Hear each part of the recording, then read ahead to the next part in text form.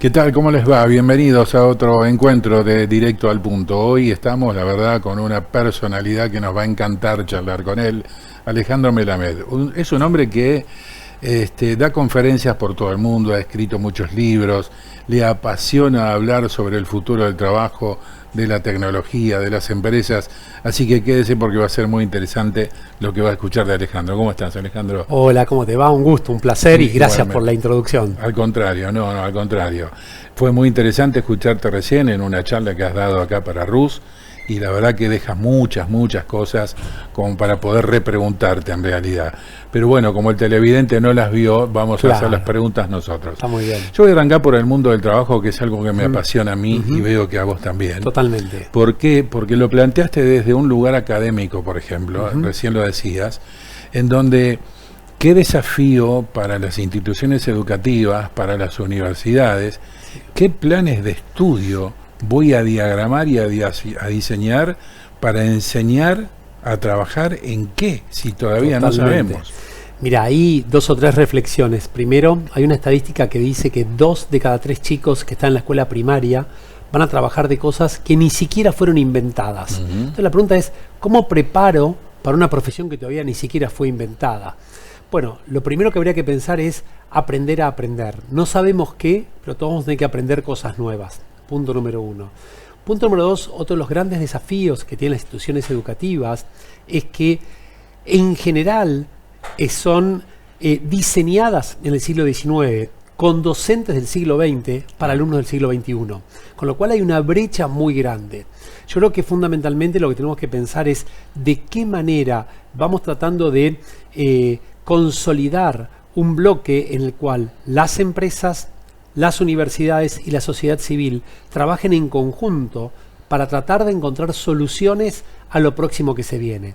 Y la verdad es que todos vamos a tener que estar muy ágiles, todos vamos a tener que estar muy flexibles, porque necesariamente va a cambiar. El tema es que no sabemos hacia dónde va a cambiar. Ahí me parece que debe ser la universidad la que va en busca de la empresa, la que debe ir. Sí, yo creo, a ver, para mí es como de doble vía, ¿no? Es como una carretera que va y viene, ¿no? Claro. Yo creo que las empresas necesitan las universidades porque cada vez necesitan más que los colaboradores estén preparados de una manera diferente, y las universidades necesitan a las empresas para nutrirse de cuáles son los contenidos que requieren, ¿no? De hecho, cuando uno trata de analizar las profesiones que más se buscan hoy, hace 5 años no existían, claro, ¿no? No existía inteligencia artificial, no existía, no sé, algunas cuestiones vinculadas con ciertas tecnologías, no existía el TikToker, no existía el YouTuber, no existía un montón de profesiones que hoy son muy demandadas, ¿no? Entonces, fíjate, en tu mismo ámbito, ¿no? En el ámbito del periodismo, cómo ha avanzado. Hablábamos antes de lo que es este estudio, y tal vez hace 10 años hubiera sido impensado que una empresa de seguros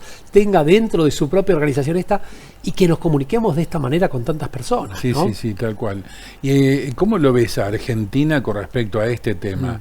Este problema de diseño curricular o de adaptarnos a los avances tecnológicos. ¿Cómo estamos? Sí, a ver, yo creo que el mundo en general está bastante preocupado. Hace poco estuve en una universidad americana que el presidente de otra universidad decía algo que a mí me dejó alarmado, y él decía, si una carrera es de 4 años, lo que un alumno estudió en primer año, en el 4º año ya está obsoleto. Él decía, imagínense el problema, y él dijo algo más que a mí me impactó, que fue buenísimo, se llama el profesor Joseph Young. Él decía algo que fue terminante, dice, en general, en el mundo, los alumnos no estudian para aprender, estudian para aprobar los exámenes. Entonces hay un problema, porque vos aprobás el examen y a las 2 o 3 semanas te olvidaste el 50% de lo que teóricamente habías aprendido. Claro. Entonces es lo que decía, y es realmente una persona, tiene un libro muy interesante que se llama Robot Proof, cómo se la prueba de los robots. Y él lo que dice es, hay que cambiar de raíz el sistema educativo. Yo no soy un especialista en educación, no tengo las herramientas, lo único que sí lo veo como educador es que evidentemente muchas veces utilizamos herramientas del pasado para problemas del presente que no necesariamente son las que responden a esa necesidad. Sí, ¿no? Es una gran verdad eso, porque lo que se estudia en primer año, en el último año de tu carrera, ya no te sirvió. Y evidentemente sigue siendo un desafío para el sistema educativo. Tal cual. El adaptarse. Y el mundo del trabajo se adapta, los estados se adaptan a estos cambios. A ver, es buenísima la pregunta.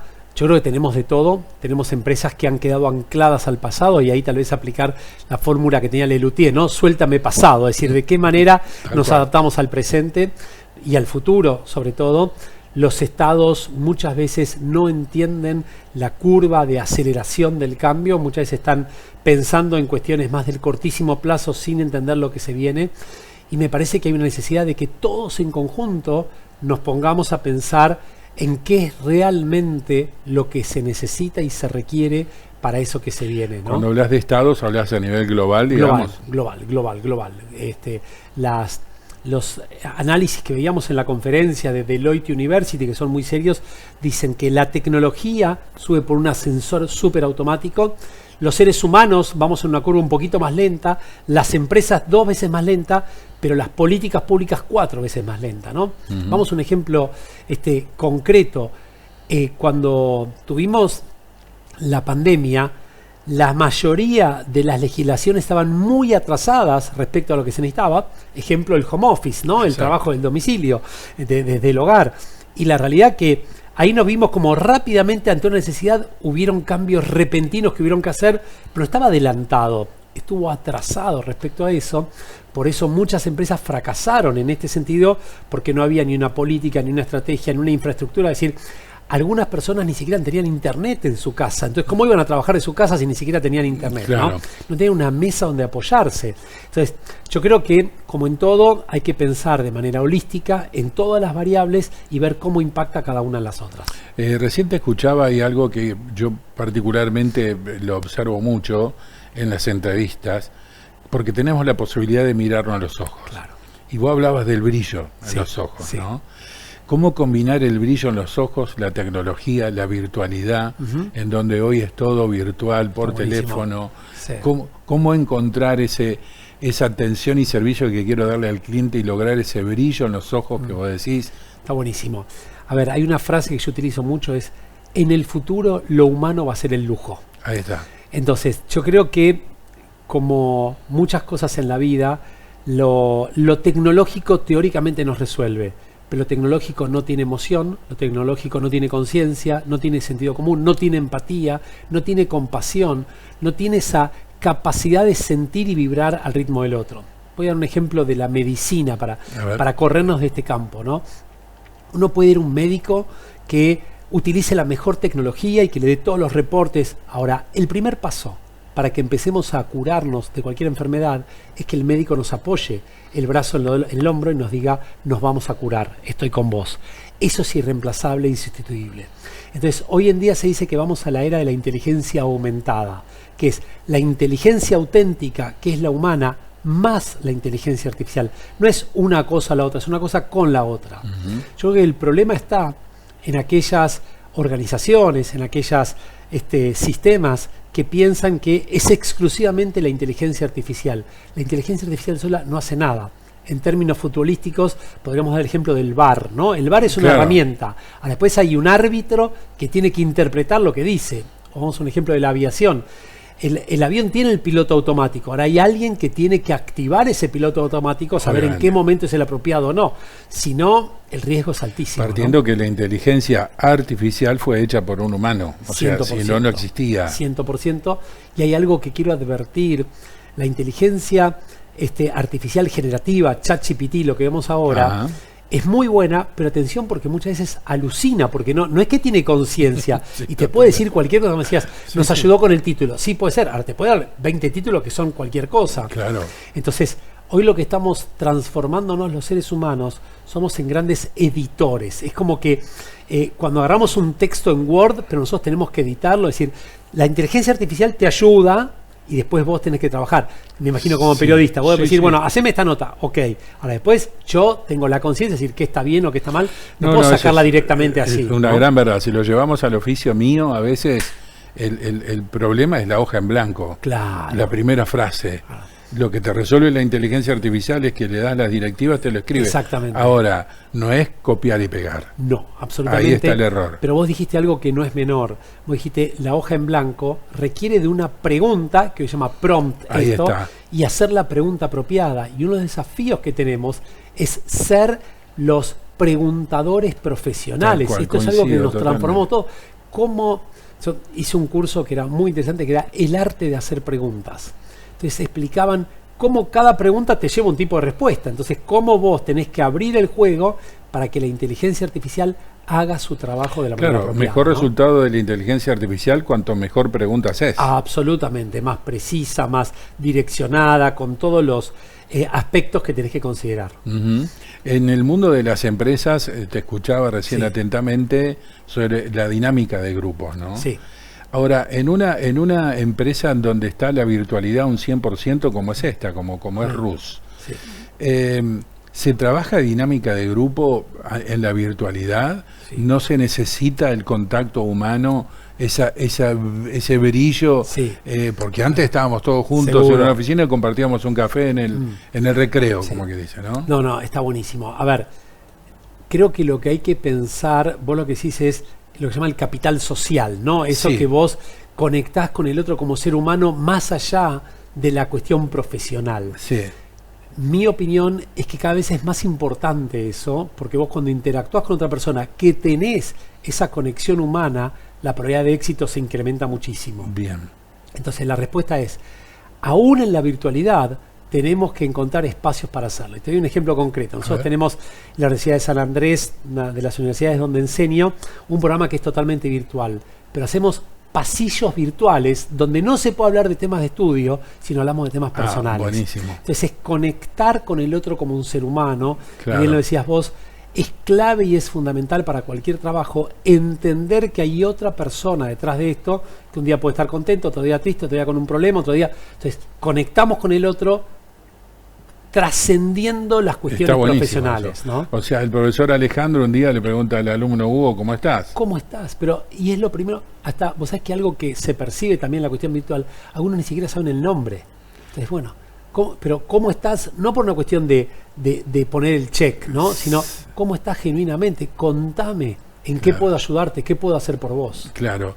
Y en la virtualidad, ¿se puede trabajar el sentido de pertenencia hacia la empresa? Definitivamente. Cada vez más, uno de los desafíos que tienen las empresas es trabajar lo que se llama el mapa cultural para impulsar la cultura de pertenencia, 100%, y hay un montón de actividades que se hacen para que las personas incrementen su fidelización a la organización. ¿Siempre desde la virtualidad? Siempre desde la virtualidad, siempre desde la virtualidad. De hecho, fíjate, la otra vez me contaba una empresa que contrataron a una persona virtual, trabajó virtual, se fue virtual, nunca la conocieron en persona, ¿no? Y hoy se están dando esos casos, ¿no? Entonces, creo que lo fundamental es cómo conozco, y esto nos da la posibilidad de trabajar con cualquier persona de tu barrio, de tu ciudad, de tu provincia, de tu país, de tu continente o del mundo. Del mundo. Y esto es lo que nos Que acerca está a la buenísimo virtualidad. eso. Sí. Ahora, yo también trabajo en la Universidad de Concepción del Uruguay. UCU. En la UCU, exacto. Cuando terminó la pandemia, Sí. y nos reencontramos, es como Sí. que era un jolgorio, era Sí, el abrazo, claro, el tocarte. claro. Y hoy conviven las dos cosas. Bueno, en realidad la pregunta que hoy se están haciendo las empresas es ¿qué tipo de hibridez vamos a tener? Ya no es Bien. si va a ser híbrido o no, sino qué tipo de hibridez. Algunos llevan la hibridez a un extremo y otros a otro extremo. Yo creo que como todas las cosas va a encontrar su punto intermedio de equilibrio, pero creo que lo que hay que entender es el para qué cada cosa, ¿no? Es decir, a ver, nos vamos a encontrar presencialmente, bueno, ¿tiene sentido encontrarnos? ¿Tiene lógica la inversión de dinero, de tiempo, de recursos? ¿O realmente podemos hacerlo de manera virtual? Ese es el desafío que hay que hacer, porque si vos me decís, bueno, no, quiero que algunas empresas dicen, tenés que venir 2 veces por semana a la oficina y estás todo el día respondiendo mails, ¿y cuál es el sentido de la oficina? Claro, ¿no? sí, sí. O te estás comunicando por Zoom con otras personas, ¿no? Sí, Creo sí. que tiene que tener, siempre hay que buscar el el vínculo sentido. social, como vos decías. Exactamente, el propósito. Bien, Tal cual. algo que me llamó la atención también en tu conferencia es que se está saliendo del liderazgo para ir al redliderazgo, algo Sí, así. de la jerarquía a la redarquía. Ok, bien, Sí. entonces, y también hablaste de que en esas empresas donde al que trabaja puede por ahí tener autonomía de tomar decisiones. Sí, sí. Esas autonomías que vos decís, tiene que tener en claro que pertenece a un sistema que le ha marcado Totalmente. los límites también. Exactamente, es lo Supongo. que se llama, la redarquía es exactamente eso, es decir, es un ecosistema donde cada uno es un microsistema, pero hay reglas comunes a todos. No es que vos tomás una decisión y... No, es lo que se llama libertad con responsabilidad. Es decir, dentro de un marco, es decir, esto es lo que podemos y esto es lo que no podemos. Dentro de esto todo, fuera de esto nada, ¿no? Ahora, la clave ahí es establecer cuáles son los límites, qué es lo que se puede y qué es lo que no se puede. Entonces, no podemos ocultar información, no podemos mentir, no podemos no tomar previsiones, no asumir los riesgos. Bueno, estas son las reglas que tenemos. A partir de esto todo, fuera de esto nada. El líder, entonces, de una empresa, ¿se corrió? ¿No está? Sí, ¿O está sigue bueno. existiendo? Claro, el tema es, el líder no es un rol jerárquico, no es que te lo dan por las charreteras que tenés, sino el líder tiene que ver con aquella persona que tiene la genuina capacidad de impactar en los demás. Entonces, para ponerlo en términos geométricos, antes el liderazgo tenía que ver con un triángulo. Había uno arriba y el resto hoy en día es un círculo. En el círculo lidera quien tiene los conocimientos, la capacidad y el deseo de hacerlo en ese lugar. Con lo cual, hoy en día se está hablando de un concepto que es súper interesante, que es el liderazgo circular. Es decir, no es que es una persona todo el tiempo, sino que es aquella persona que en esa situación tiene el mayor conocimiento, la mayor...